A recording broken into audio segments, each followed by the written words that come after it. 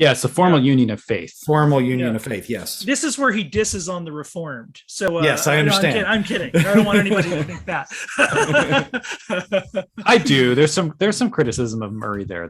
But it's not all negative though either. Yeah, no, you're very fair. This is a very fair book, and I think that's worth saying out loud. Go ahead.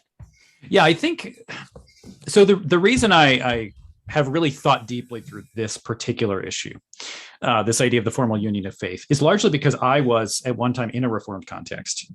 And if you follow the debates over union with Christ, there's a lot of debates in terms of the Ordo Salutis and exactly where union fits and where it doesn't. And particularly there ends up being, there's this debate about whether union with Christ precedes justification. Right.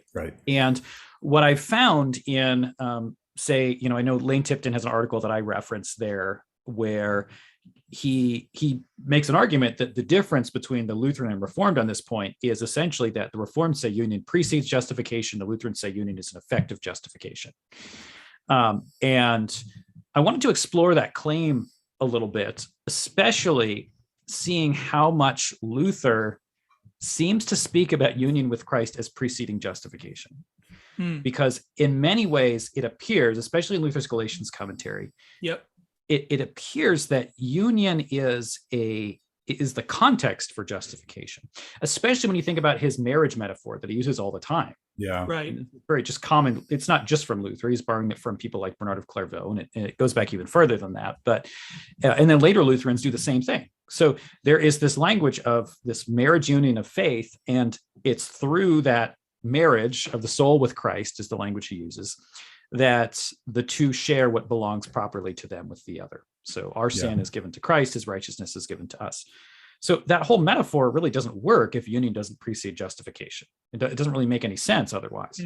So, I was thinking through well, how exactly do we parse this out? Because when you do read, say, the Formula of Concord, Article 3,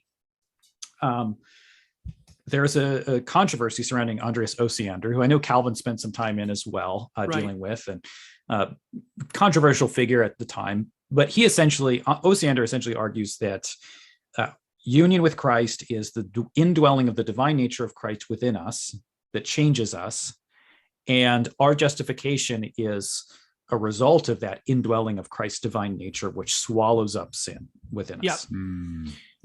So in response to that, the Formula of Concord, Article 3, says, no, that's wrong. And there are a bunch of reasons that are outlined there as to why it's wrong. But one of those is that justification precedes, or justification is the foundation of that internal change in us that is Christ's union and changing us inside.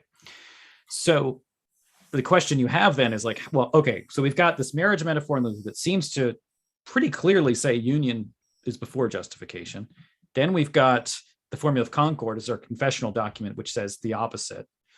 So what do? Do we go with the Luther versus the Lutherans thesis and pick one or the other? Well, what I discovered in looking through some of the scholastic sources, particularly in a guy named David Hollatz, he's considered generally the end of that scholastic era, the great era of Lutheran Orthodoxy. Yeah. And he has in his section on union with Christ, the whole thing is wonderful, but he makes a distinction that I find very helpful. And that's what I'm talking about here is he says, well, there is a sense in which we are united to Christ in faith, and that's the context of justification. But that's different from what we're talking about with this indwelling that changes us. In other words, what we don't want to do is conflate justification and sanctification in more traditional terms. Yeah. So he says, well, there's a difference between my being united to Christ as my Redeemer and mediator that occurs in faith and that indwelling that changes me. So he distinguishes between the formal union of faith and the mystical union.